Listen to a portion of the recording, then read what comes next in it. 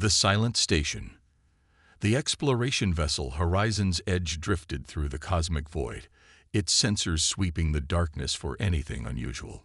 Captain Sarah Chen stood at the bridge, her eyes fixed on the main display. 3 months into their deep space mission, they had found something that shouldn't exist. Confirmed, Captain. Lieutenant Marcus Rodriguez reported from his station. The structure is definitely artificial.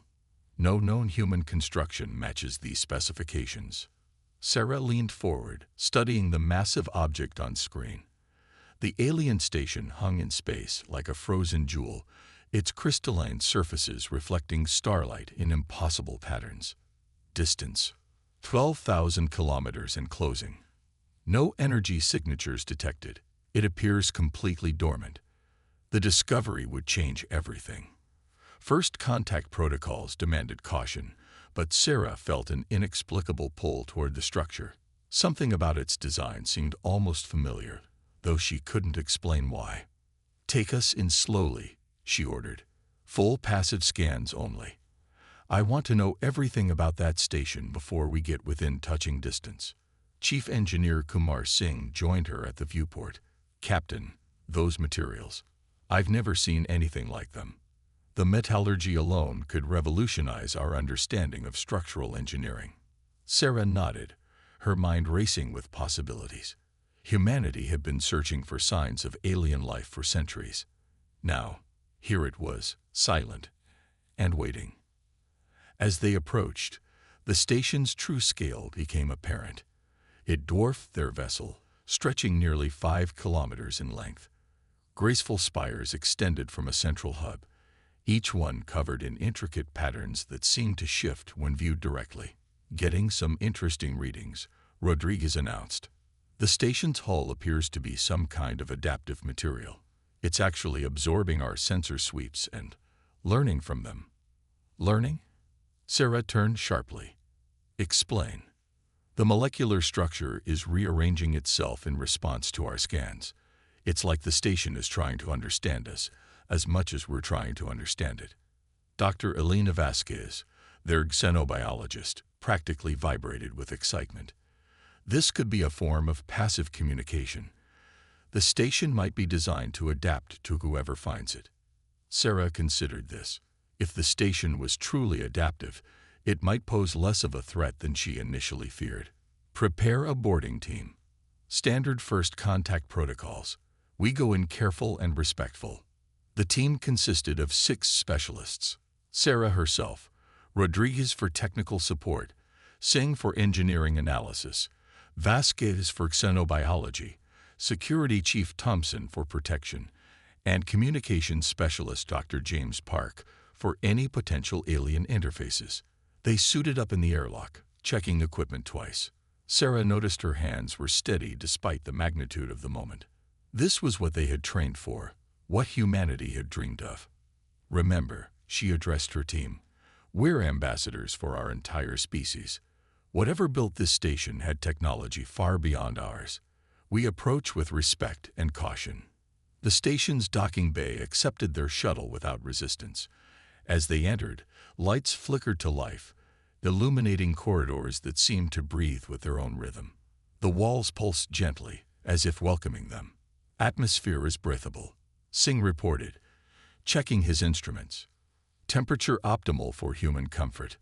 It's like the station is accommodating us." They moved deeper into the structure, their footsteps echoing in chambers that hadn't known visitors for millennia. Every surface they passed seemed to shimmer with hidden purpose. In what appeared to be a central control room, they found their first major discovery. A massive crystalline pillar dominated the space, its surface covered in flowing symbols that rearranged themselves as they washed. "It's trying to communicate," Park whispered, his fingers dancing over his tablet. "The symbols are adapting to our presence, becoming more recognizable." Before their eyes, the alien script transformed into something approaching familiar patterns. Not quite human languages, but close enough to suggest meaning.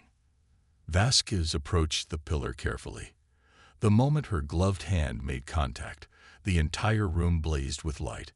Information flooded their minds, not through their equipment, but directly into their consciousness.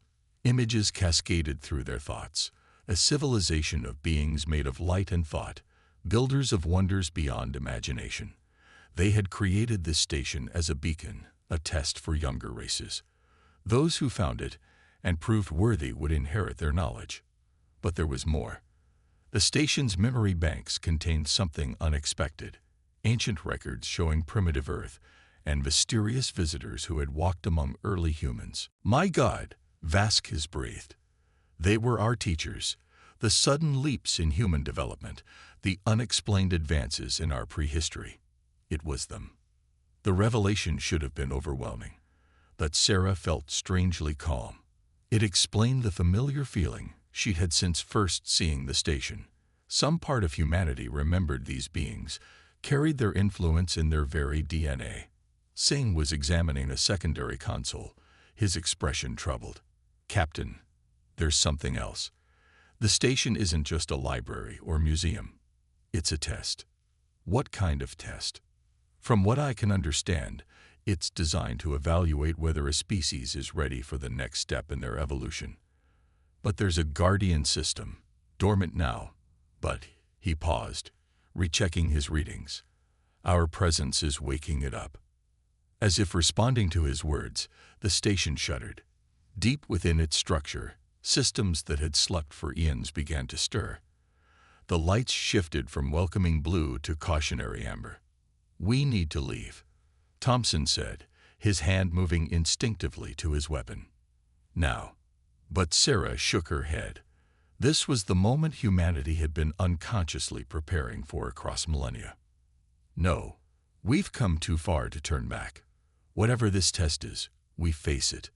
The pillar's glow intensified, and a figure materialized before them, not solid, but a projection of swirling light. It spoke without words, its meaning flowing directly into their minds. Younger Sidelanges, UAAVERETURNED. The trial begins. Sarah stepped forward, representing her entire species in this pivotal moment. We're ready. The figure studied them with ancient eyes. Ready? Your kind is grown, but AAVU grown wise. The guardians wail DT are mine your worth. Around them, the station transformed. Walls became transparent, revealing vast chambers filled with incomprehensible machinery. In the distance, something massive began to move, the guardians awakening from their eternal vigil. What do these guardians test? Sarah asked. Not ewadikashe. Who? They test the essence of your species, your creativity, your KOMPASTASIAN, your will to survive and grow. Many have failed. Sarah felt the weight of responsibility settle on her shoulders. This wasn't just about their small team anymore. The fate of humanity's future hung in the balance. Then we won't fail, she declared. Humanity has come too far to falter now. The figure began to fade. We shall see, younger sidelings.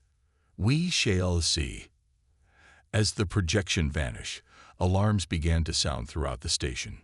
The guardians were fully awake now, and the trial had begun. Through the transparent walls, Sarah could see them approaching. Beings of pure energy wrapped in shells of living metal, each one a test incarnate. Positions, she ordered. Remember, this isn't about fighting. It's about proving humanity's worth. Her team formed a circle, backs to the central pillar, facing the unknown. Whatever came next, they would face it together, carrying the hopes and dreams of their entire species. The first guardian entered their chamber, its form shifting between solid and ethereal. It spoke with the voice of thunder.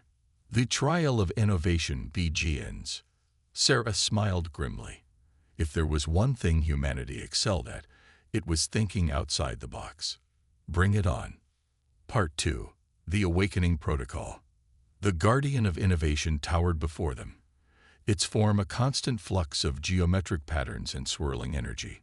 Sarah's mind raced as she tried to comprehend what kind of test this might be. The first trial, the Guardian announced, create Neverben created. Kumar Singh stepped forward, his engineering mind already working. Define parameters. What constraints do we face? The Guardian gestured, and the air filled with floating holographic components, fragments of technology beyond Earth's current understanding. Use Wohihate is Jovian. Create Wohihate is needed. UAV-1 is solar rotation. Sarah watched as her team sprang into action. This was humanity at its best, faced with the impossible. They didn't hesitate. Singh and Rodriguez began manipulating the floating components, their hands moving through the holograms as if conducting an orchestra. These aren't just random parts, Rodriguez observed. They're fundamental building blocks of reality. Quantum field manipulators, dimensional anchors, temporal stabilizers. We're not just building a device, Singh added. We're being asked to create a new principle of physics. Dr. Park approached the challenge from a different angle. The symbols on these components, they're not just labels. They're instructions, but written in conceptual mathematics. If we can decode them. While the technical team worked, Sarah noticed Vasquez studying the Guardian itself. The xenobiologist had that look she got when piecing together behavioral patterns. It's testing more than our technical ability, Vasquez said quietly. Look at how it reacts to our different approaches. It's evaluating our thought processes, our ability to collaborate. Sarah nodded. Then let's show it what humanity is made of.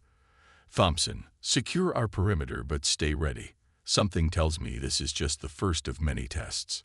Hours passed as the team worked, their creation taking shape in the air before them. It wasn't just a machine they were building, but a harmony of concepts. Human ingenuity merged with alien knowledge. The device pulsed with potential, its purpose still unclear even to its creators.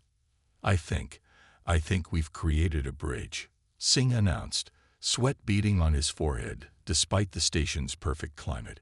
Not just between spaces, but between states of being. It's a fundamental translator, matter to energy, thought to reality. The Guardian examined their creation, its form brightening.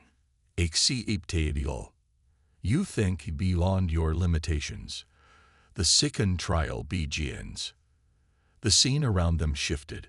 Suddenly, they stood in a vast chamber filled with representations of different species, holograms showing civilizations that had visited the station before them. Most were marked with symbols Sarah now recognized as meaning failed. A new Guardian materialized, this one composed of shifting shadows and whispered voices. The trial of EMP8HY. Choose who IDs. The holograms solidified into living beings, each representing a different alien race in distress. A crystalline species faced a solar disaster. Aquatic beings struggled with a poisoned ocean. Energy entities flickered as their dimension collapsed. We can't save them all, Thompson stated flatly. Not with our current resources. That's the test, Sarah realized. It's not about choosing who lives. It's about finding a way to save everyone. Park's eyes lit up. The device we just created. It's not just a translator, it's a solution multiplier. If we can adapt it. The team worked with desperate efficiency. Using their bridge device as a foundation, they began creating solutions that interconnected. The crystalline being's solar energy could be redirected to purify the aquatic species ocean. The dimensional stability needed by the energy entities could be anchored using the crystalline structures. It's not about choosing, Vasquez explained as she worked. It's about seeing connections, finding ways for different forms of life to support each other. Symbiosis on a cosmic scale. The Shadow Guardian watched their efforts, its form gradually brightening. As the last piece fell into place, and all the species were saved through interconnected solutions, it spoke with something like approval. You see beyond yourself. You create unity from diversity. The final trial awaits. The chamber transformed once more. This time, They faced a mirror, but reflected in its surface wasn't their current selves, but visions of humanity's potential futures. In one, humans had become beings of pure thought, transcending physical form. In another, they remained earthbound, but had achieved perfect harmony with their world. A third showed humanity spread across the galaxy, shepherds of younger races. The final guardian appeared, a perfect fusion of light and shadow, matter and energy. It spoke with the combined voice of all who had come before. The trial of choice. What will humanity be, Xiaomin? Sarah understood immediately. This wasn't about choosing the right future. It was about choosing any future at all. The power to evolve, to transcend their current limitations, was being offered freely, but with it came responsibility. "Show us the cost," she demanded. The mirror shifted, revealing the price of each path. Transcendence meant leaving behind those not ready to evolve. Perfect harmony with Earth meant forsaking the stars. Becoming galactic shepherds meant bearing the weight of other species' failures and successes. Her team gathered around her, each face reflecting the magnitude of the decision. But Sarah smiled, remembering something fundamental about humanity. "We don't have to choose just one path," she declared. "That's not who we are. Humanity has never been about single solutions or unified directions. We're diverse, contradictory, beautifully chaotic. Our strength is that we can walk all paths simultaneously." She stepped toward the mirror. "Some of us will transcend. Others will remain grounded. Many will venture into space. And that's our answer. Humanity doesn't need to become one thing. We need to become everything we can be, in all our wonderful variety." The final guardian studied her for a long moment. Then, slowly, it began to smile, an expression that contained galaxies. At last, it said, "A species that understands. You do not seek perfection, but possibility. You embrace not unity, but harmony in diversity.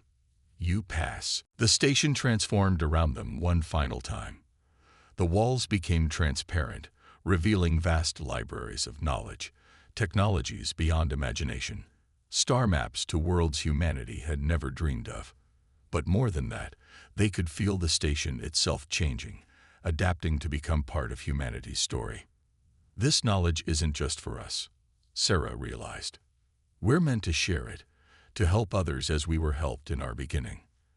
The guardian nodded. "You understand your role, not as conquerors or ascendedbings, beauty as bridges, between the ways and what will be. The station is yours now. Use it wisely." As the guardians faded, leaving them alone with the infinity of possibilities, Rodriguez laughed with pure joy. "Did we just become the new ancients?" "No," Sarah corrected, looking out at the stars with new understanding. "We became ourselves, finally and fully. And that's exactly what the universe needed." The Horizon's Edge crew spent days exploring their inheritance, cataloging wonders, and planning how to share them with Earth. The station had become alive under their touch, responsive to human thought and need.